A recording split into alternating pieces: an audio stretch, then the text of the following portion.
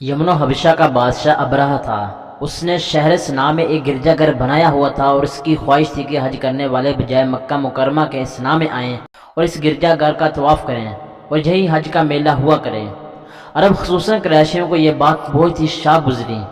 چنانچہ قریش کے قبیلہ بنو کنانہ کے ایک شخص نے آپے سے باہر ہو کر صنعاء کا سفر کیا اور ابرہہ کے گرجا گھر میں داخل ہو کر پیشاب پخانہ کر دیا اور اس کے در و دیوار کو نجاست سے آلودہ کر ڈالا۔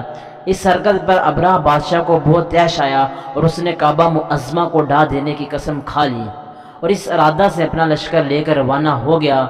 اس لشکر میں بہت سے ہاتھی اور ان میں پیش رواں ایک بہت بڑا کو پیکر ہاتھی تھا جس کا نام محمود تھا۔ ابرہہ نے اپنی فوج لے کر مکہ مکرمہ پر چڑھائی کر دی اور اہل مکہ کے سب جانوروں کو اپنے قبضے میں لے لیا، جس میں عبد المطلب کے اونٹ بھی تھے۔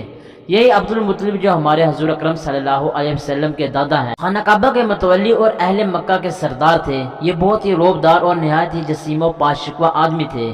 یہ ابرہہ کے پاس آئے۔ ابرہہ نے ان کی بہت تعظیم کی اور آنے کا مقصد پوچھا تو آپ نے فرمایا کہ تم میرے اونٹوں کو مجھے واپس دے دو۔ یہ سن کر ابرہہ نے کہا، مجھے بہت تعجب ہو رہا ہے کہ میں تمہارے کعبہ کو ڈھانے کے لیے فوج لے کر آیا ہوں جو تمہارا اور تمہارے باپ دادا کا ایک بہت ہی مقدس مقام ہے۔ آپ نے اس کے بارے میں کچھ بھی نہیں مجھ سے کہا، صرف اپنے اونٹوں کا مطالبہ کر رہے ہیں۔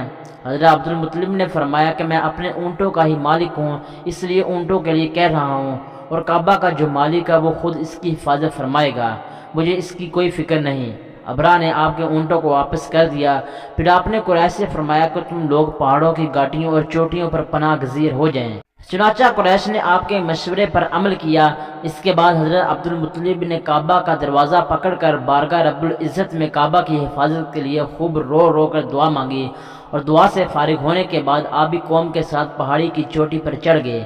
ابرہہ نے صبح تڑکے اپنے لشکروں کو کعبہ مقدس کو ڈھا دینے کا حکم دے دیا اور ہاتھیوں کو چلنے کے لیے اٹھایا، لیکن ہاتھیوں کا پیش روا جو سب سے بڑا ہاتھی تھا، اس کا نام محمود تھا، وہ کعبہ کی طرف نہ چلا جس طرف اس کو چلاتے تھے چلتا، مگر کعبہ مکرمہ کی طرف جب اس کو چلاتے تھے وہ تو بیٹھ جاتا۔ اتنے میں اللہ تعالیٰ نے سمندر کی جانب سے پرندوں کا ایک لشکر بھیج دیا اور ہر پرندے کے پاس 3 کنکریاں تھیں، 2 پنجوں میں اور 1 چونچ میں۔ ابابیلوں کے اس لشکر نے ابرہہ کی فوجوں پر اس زور کی سنگ باری کی کہ ابرہہ کی فوج بد حواس ہو کر بھاگنے لگی، مگر کنکریاں کو چھوٹی چھوٹی تھیں لیکن وہ قہر الہی کے پتھر تھے۔